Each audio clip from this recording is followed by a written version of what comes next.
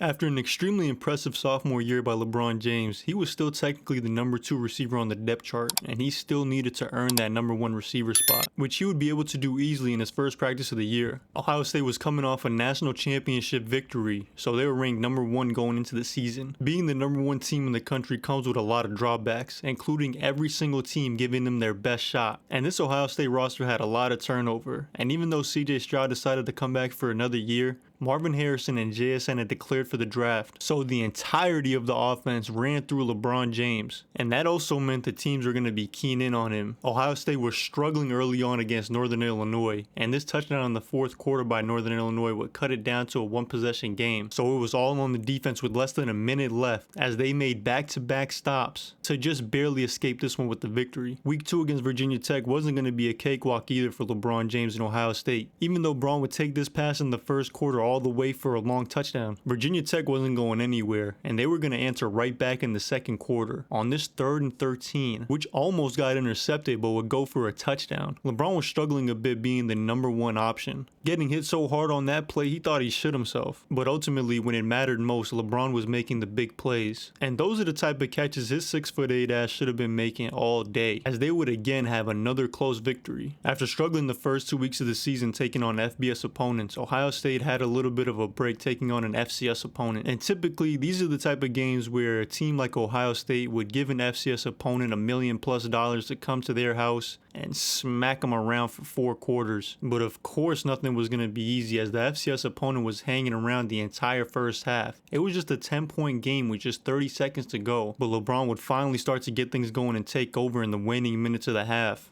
as he'd lead Ohio State down single-handedly. But struggling for this long in the game against an FCS team was going to get the voters turned off, but I guess they should just be happy to get out with a win. LeBron started off way faster this week against Wisconsin, who was a really good team that they had just taken on in the Big Ten Championship last year. And I think CJ Stroud started and finally realized that LeBron is your only weapon. You need to feed him no matter what, and Braun would deliver with this touchdown in the first quarter. And he kept making clutch play after clutch play, converting on that 3rd down, and then catching this pass which should have been intercepted. Ultimately, it would lead to another touchdown right before the half. This man Braun really loves showing off because that was absolutely unnecessary and probably actually cost him some yards. But it didn't matter as long as he kept doing what he was doing, and catching touchdown passes was at the top of the list. Ohio State was shut out Wisconsin on their way to being 4-0. The Boilermakers were 0-3 going into this game against number 2 ranked Ohio State and LeBron James. So I'm gonna let y'all put y'all critical thinking caps on and make a prediction on the final score of this one. If you said a lot to a little, you were right. Ohio State had absolutely no trouble on the road against Purdue, and being ranked the number 2 team in the country meant they controlled their fate, and as long as they kept winning games, they were going to make it to the national championship game in back-to-back years. If you're Ohio State, Old Dominion's the type of team that when you see him on your schedule, you're probably not going as hard at practice that week. You're probably going to be partying Friday night before the game.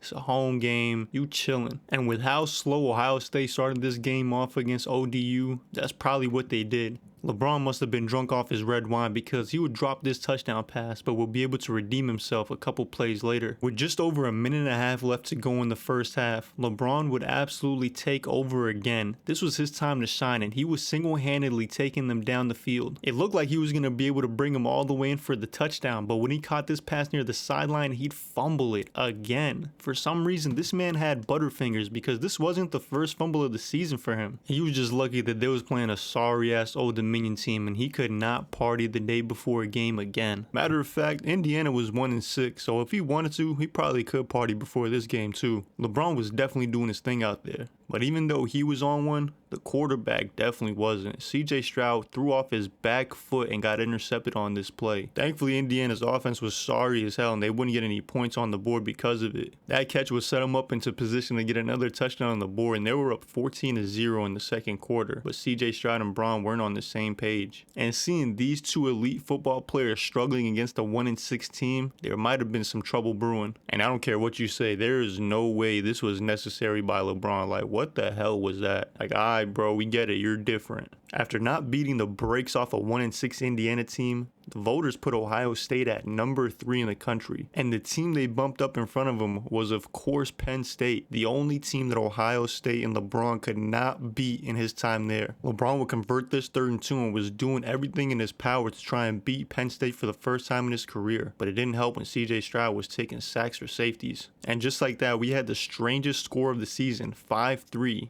But that was before LeBron would take this pass all the way into Penn State territory. But CJ Stroud would get hurt on that last play and Kyle McCord would take over. But with a new quarterback in at the helm, all that meant was he was going to find LeBron for the touchdown anyways. But this man Kyle McCord was trash. Where are you throwing that ball? This man threw it into triple coverage. Obviously Penn State answered with the touchdown that last drive and they were already back in the red zone to score again. Just like that, Ohio State was down by 10 with just over 2 minutes left, but LeBron would get this touchdown, bringing the game back to something manageable. The next time Ohio State had the ball though, this man Kyle McCord threw another interception, and then you won't even believe it, he threw another one after that. His sorry ass was sulking on the bench. Thankfully for Ohio State and for LeBron James, CJ Stroud was back in, but him and LeBron still weren't on the same page. The chemistry just seemed off between them two.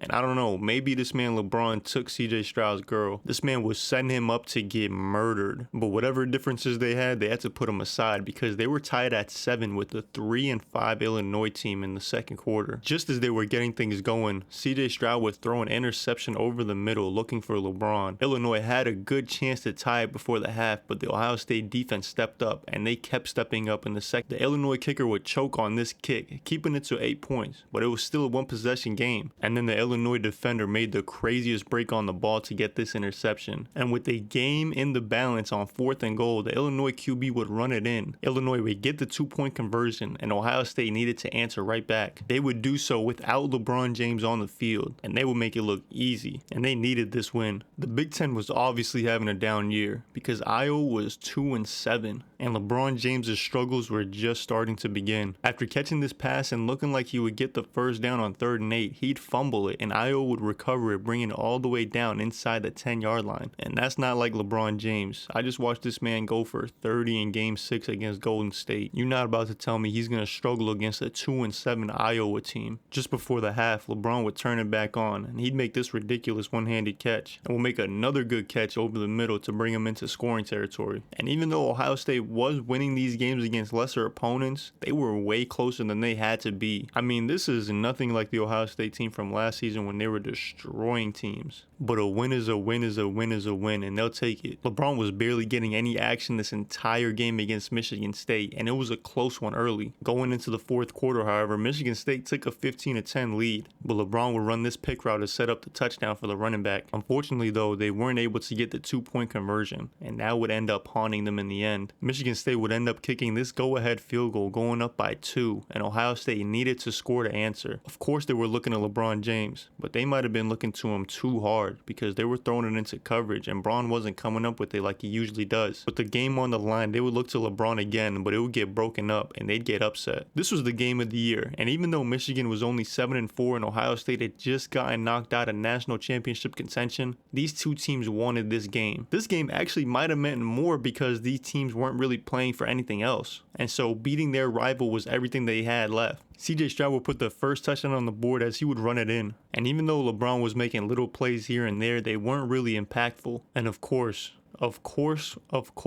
in the biggest game of the year, CJ Stroud would throw it into triple coverage and get intercepted in the 3rd quarter. This would set Michigan up into a great field position. The Ohio State defense would do a great job and they would hold Michigan to just a field goal. And LeBron would continue to make little play after little play. I mean, his impact was almost unnoticeable. It was like the 2011 Mavs LeBron. But he would do just enough to get Ohio State into field goal territory, and the game would be tied up in the 4th quarter. The Ohio State defense couldn't stop Michigan from advancing down the field, and they'd be able to just run the clock out and kick a field goal to win it. After losing 2 straight games and their 3rd loss of the season, Ohio State would be dejected to the Duke Mayo Bowl. I mean, this was the equivalent of being invited to the NIT tournament. You weren't good enough to make it to a New Year's Six Bowl or any of the other really good bowl games. and they put you up against 6-6 NC State. I mean, this was absolutely embarrassing for LeBron and Ohio State. And to make matters worse, they were losing 14-10 all the way into the third quarter. Ohio State would eventually take the lead because obviously they were the superior team. This Ohio State offense had no one but LeBron, and NC State would answer by putting 4 guys on him in the red zone. I mean, this was absurd at this point, and LeBron had already brought a championship to Ohio State. So a thought came to LeBron's mind. Instead of suffering in the cold in Columbus, Ohio, maybe he should finish out his football career at the University of Miami. Let me know in the comments if you think he should transfer or not. And if you got this far, thank you for watching, and please subscribe.